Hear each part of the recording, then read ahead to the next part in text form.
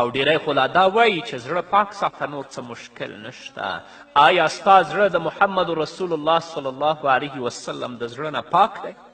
ته راشه یو وارې د محمد رسول الله صلی الله علیه وسلم مبارک ژوند مطالعه کړه چې د محمد رسول الله صلی الله علیه وسلم ژوند څنګه و او ستا ژوند څنګه دی. رسول الله صلی الله علیه وسلم په خپل ټول مبارک ژوند کې نامحرمې ښځې ته لاس نه دی ورکړی او لاس یې پې نه دی لګېدلی. او نن ته ورسره ځان ته مجلسونه کوې، ګپ شپ لګوې، مصافحې کوې او بیا دې دا شعار وي چې زما زړه پاک دی. الله اکبر! دا زړه پلیت دی، دا زړه کله هم پاک نه دی. نو د ناوړه ګناهونو له جملې څخه یوه ناوړه ګناه او مهلکه ګناه چې انسان د هلاکت تر کندې رسوي هغه پردۍ ښځې سره په تنهایي کې ناسته او ولاړه ده. ځکه محمد رسول الله صلی الله علیه وسلم فرمایي لا یخلون رجل بامرأة فإن ثالثهما الشیطان.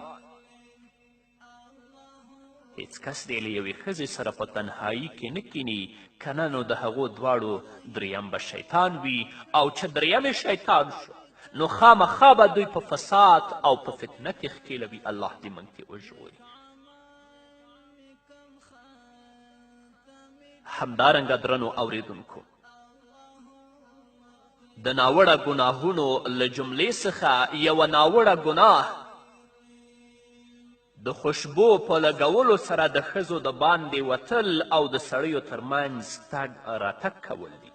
دغه جرم که څه هم ډیر غټ دی خو نن سبا خلکو ته عادي خبره ده او د همدې عادي ګڼلو له امله د خلکو په منځ کې عام دی. په داسې حال که چې په دې اړه محمد رسول الله صلی الله علیه وسلم خلک په سخته توګه خبر کړي دي.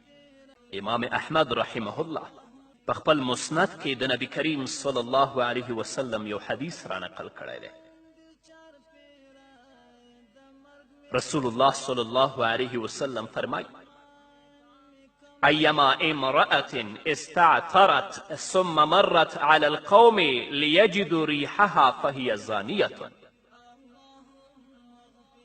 رسول الله صلی الله علیه وسلم فرمایي کومه ښځه چې خوشبو ولګوي، عطر او سپرې ولګوي، بیا د قوم او د خلکو په منځ کې په دې خاطر ولاړه شي تر څو هغوی د دې خوشبویي او عطر حس کړي نو دغه ښځه بدکاره او زناکاره ده.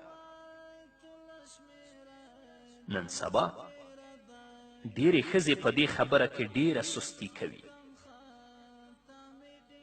دوی چې کله په موټر کې هم کیني، په لارو روانې وي یا نورو محافلو ته روانې وي، هغسې تیز عطر او خوشبو استعمالوي چې 20 او 30 متره مخکې هغه د سړي مشام او پوزې ته رارسیږي.